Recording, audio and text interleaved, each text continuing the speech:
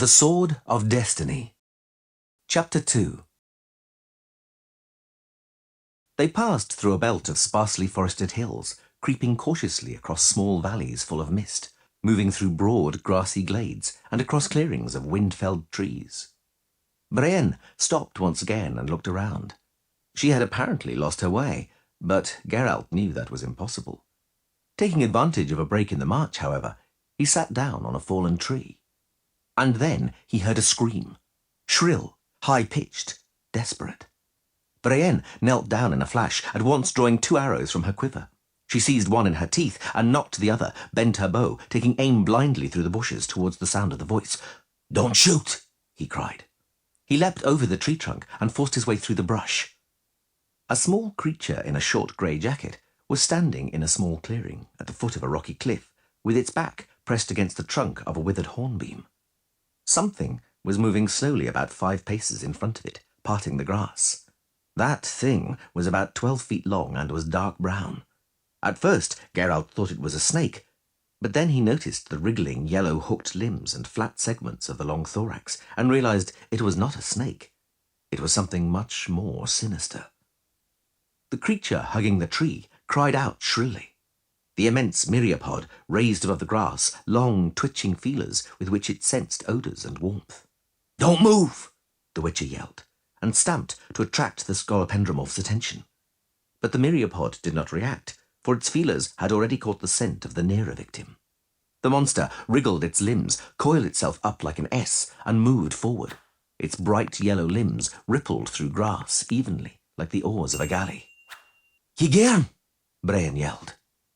Geralt hurtled into the clearing in 2 bounds, jerking his sword from its scabbard on his back as he ran, and in full flight struck the petrified creature beneath the tree with his hip, shoving it aside into some brambles. The scolopendromorph rustled the grass, wriggled its legs and attacked, raising its anterior segments, its venom-dripping pincers chattering. Geralt danced, leapt over the flat body, and slashed it with his sword from a half-turn, aiming at a vulnerable spot between the armoured plates on its body. The monster was too swift, however, and the sword struck the chitinous shell without cutting through it. The thick carpet of moss absorbed the blow. Geralt dodged, but not deftly enough. The scolopendromorph wound the posterior part of its body around his legs with enormous strength. The Witcher fell, rolled over, and tried to pull himself free. In vain. The myriapod flexed and turned around to reach him with its pincers, and at the same time fiercely dug its claws into the tree and wrapped itself around it. Right then, an arrow hissed above Geralt's head, penetrating the armour with a crack, pinning the creature to the trunk. The scolopendromorph writhed, broke the arrow, and freed itself, but was struck at once by 2 more. The Witcher kicked the thrashing abdomen off and rolled away to the side. Brienne, kneeling, was shooting at an astonishing rate, sending arrow after arrow into the scolopendromorph. The myriapod was breaking the shafts to free itself, but each successive arrow would pin it to the trunk again. The creature snapped its flat, shiny, dark red maw and clanged its pincers by the places which had been pierced by the arrows, instinctively trying to reach the enemy which was wounding it. Geralt leapt at it from the side, took a big swing, and hacked with his sword, ending the fight with 1 blow. The tree acted like an executioner's block. Brienne approached slowly, an arrow nocked, kicked the body writhing in the grass, its limbs thrashing around, and spat on it. "Thanks," the Witcher said, crushing the beast's severed head with blows of his heel. "Eh? You saved my life." The dryad looked at him. There was neither understanding nor emotion in her expression. "Higern," she said, nudging the writhing body with a boot. "It broke my arrows." "You saved my life, and that little dryad's," Geralt repeated. "Where the bloody hell is she?" Brienne deftly brushed aside the bramble thicket and plunged an arm among the thorny shoots. "As I thought," she said, pulling the little creature in the grey jacket from the thicket. "See for yourself, Gwynblythe." It was not a dryad. Neither was it an elf, sylph, puck, or halfling. It was a quite ordinary little human girl. In the centre of Brokilon, it was the most extraordinary place to come across an ordinary human little girl. She had fair, mousy hair and huge, glaringly green eyes. She could not have been more than 10 years old. "Who are you?" he asked. "How did you get here?" She did not reply. Where have I seen her before? He wondered. I've seen her before somewhere. Either her or someone very similar to her. Don't be afraid, he said hesitantly. I'm not afraid, she mumbled indistinctly. She clearly had a cold. Let us get out of here, Brian suddenly said, looking all around. Where there is one Jägern, you can usually expect another, and I have few arrows now. The girl looked at her, opened her mouth, and wiped it with the back of her hand, smearing dust over her face. Who the hell are you? Geralt asked again, leaning forward. What are you doing in this forest? How did you get here?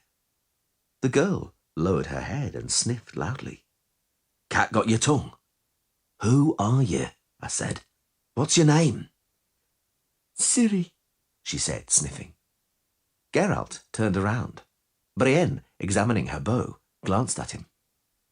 Listen, Brienne. What? Is it possible?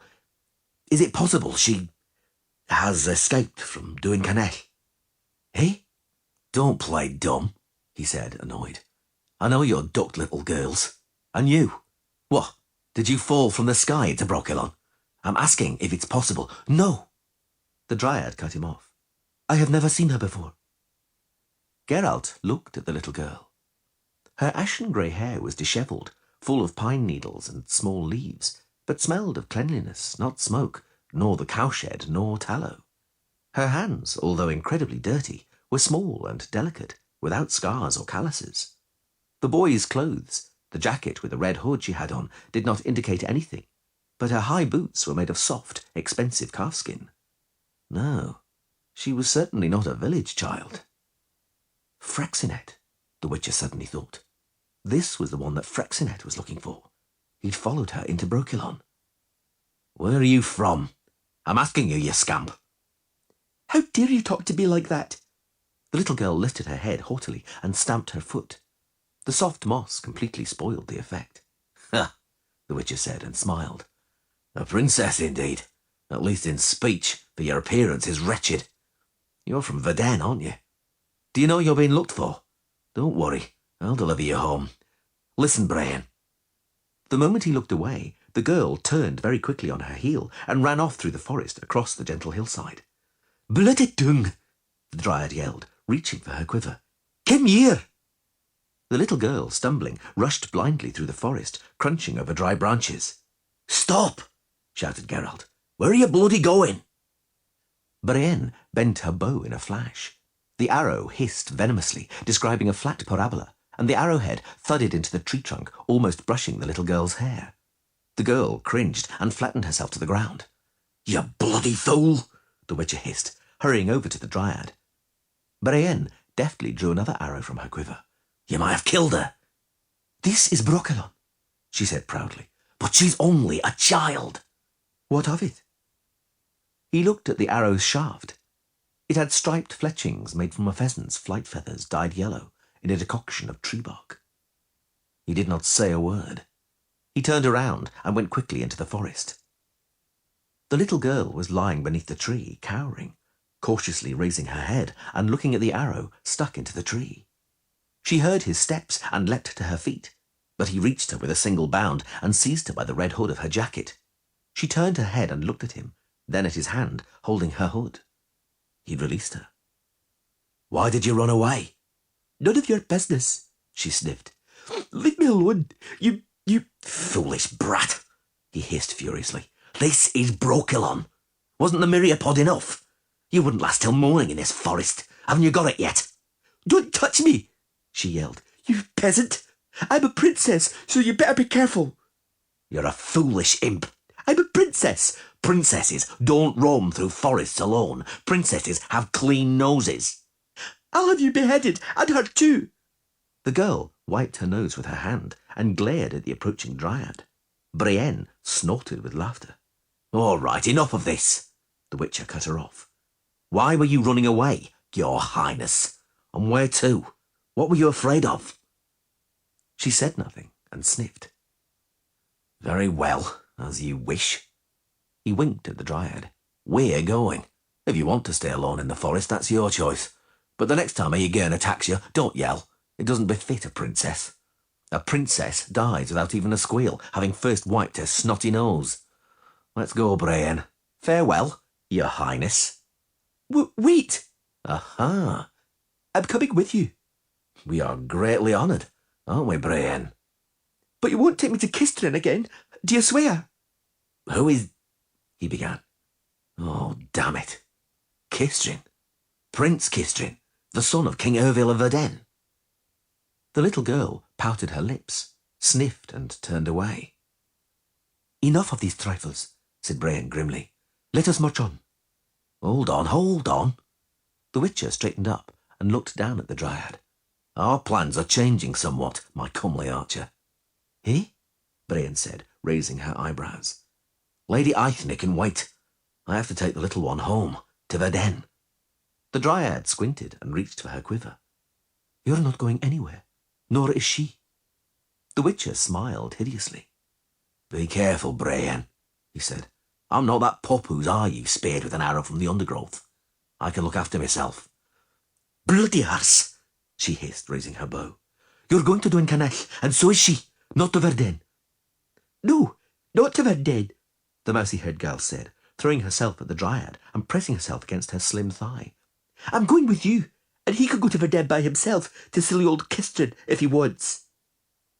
Brienne did not even look at her, did not take her eyes off Geralt, but she lowered her bow. Yes, donc, she said, spitting at his feet. Very well, then go on your way. We'll see how you fare. You'll kiss an arrow before you leave Brokilon. She's right, thought Geralt. I don't have a chance. Without her, I won't get out of Brokilon, nor reach Duncanech. Too bad. We shall see. Perhaps I'll manage to persuade Aithne. Very well, Brienne, he said placatingly, and smiled. Don't be furious, fair one. Very well, have it your way. We shall all go to Duncanech, to Lady Aithne. The Dryad muttered something under her breath and unnocked the arrow. To the road, then, she said, straightening her hairband. We have tarried too long. Oh!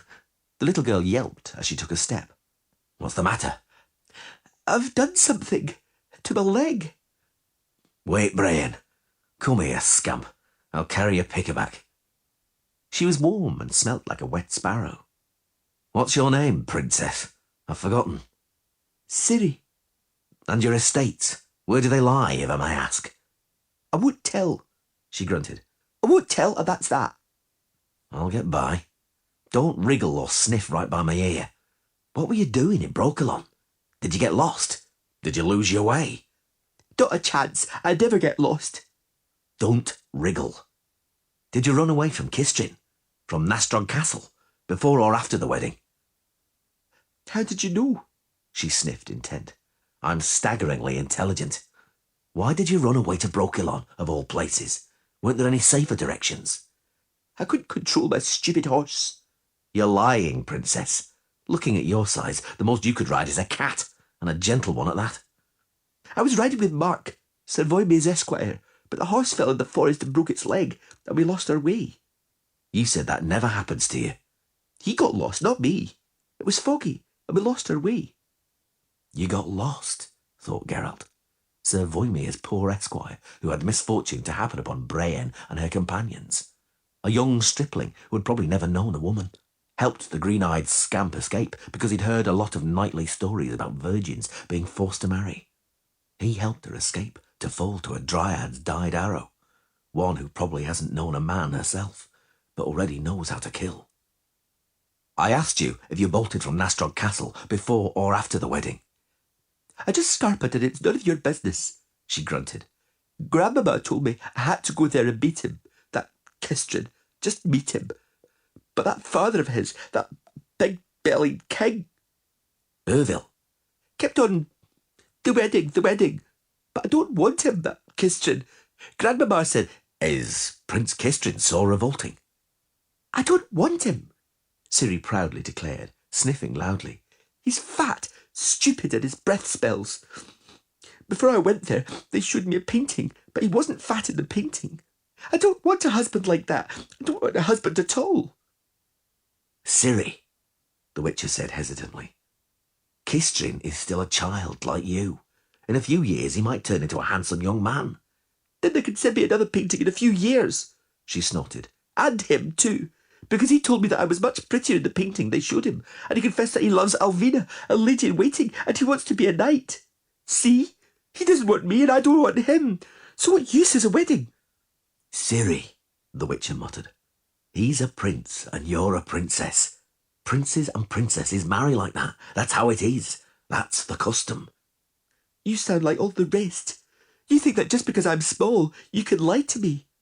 I'm not lying. Yes, you are. Geralt said nothing. Brienne, walking in front of them, turned around, probably surprised by the silence. She shrugged and set off. Which way are we going? Ciri asked glumly. I want to know. Geralt said nothing. Answer when I ask a question, she said menacingly, backing up the order with a loud sniff. Do you know who's sitting on you? He didn't react. I'll bite you in the ear, she yelled. The Witcher had had enough. He pulled the girl off his back and put her on the ground. Now listen, you brat, he said harshly, struggling with his belt buckle. In a minute, I'll put you across my knee, pull down your breeches and tan your backside. No one will stop me doing it because this isn't the royal court and I'm not your flunky or servant. You'll soon regret you didn't stay in Nastrog. You'll soon see it's better being a princess than a snot-nosed kid who got lost in the forest. Because it's true, a princess is allowed to act obnoxiously, and no one thrashes a princess's backside with a belt. At most, her husband, the prince, might with his own hand. Ciri cowered and sniffed a few times. Brienne watched dispassionately, leaning against a tree. Well? The Witcher asked, wrapping his belt around his wrist. Are we going to behave with dignity and temperance? If not, we shall set about tanning Her Majesty's hide. Well? What's it to be? The little girl snivelled and sniffed, then eagerly nodded. Are you going to be good, princess? Yes, she mumbled. Gloaming will soon fall, the Dryad said. Let us make haste, Gwynblythe. The forest thinned out. They walked through a sandy young forest, across moors and through fog-cloaked meadows with herds of red deer grazing. It was growing cooler. Noble lord, Ciri began after a long, long silence. My name is Geralt. What's the matter? I'm awfully hungry. We'll stop in a moment. It'll be dark soon. I can't go on, she snivelled. I haven't eaten since... Stop whining. He reached into a saddlebag and took out a piece of fatback, a small round of white cheese and 2 apples. Have that. What's that yellow stuff? Fatback. I wouldn't eat that, she grunted. That's fine, he said indistinctly, stuffing the fatback into his mouth. Eat the cheese and an apple. Just one. Why only one? Don't wriggle. Have both. Geralt? Mm-hmm. Thank you. Don't mention it. Food'll do you good. I didn't... Not for that. That too, but... You saved me from that centipede. Almost died of fright. You almost died, he confirmed seriously. You almost died in an extremely painful and hideous way, he thought. But you ought to thank Brienne. What is she? A dryad. An eerie wife? Yes. So she's... They kidnapped children. She's kidnapped us. Hey, but you aren't small. But why does she speak so strangely? That's just her way. It's not important. What's important is how she shoots. Don't forget to thank her when we stop. I won't forget, she sniffed. Don't wriggle, future princess of Erden, ma'am. I'm not going to be a princess, she muttered. Very well, very well. You won't be a princess. You'll become a hamster and live in a burrow. No, I won't. You don't know anything. Don't squeak in my ear. And don't forget about the strap. I'm not going to be a princess. I'm going to be... Yes? What? It's a secret. Oh, yes. A secret. Splendid. He raised his head. What is it, Brian? The Dryad had stopped. She shrugged and looked at the sky. I cannot go on, she said softly. Neither can you, I warrant, with her on your back, Gwynblythe. We shall stop here. It will darken soon.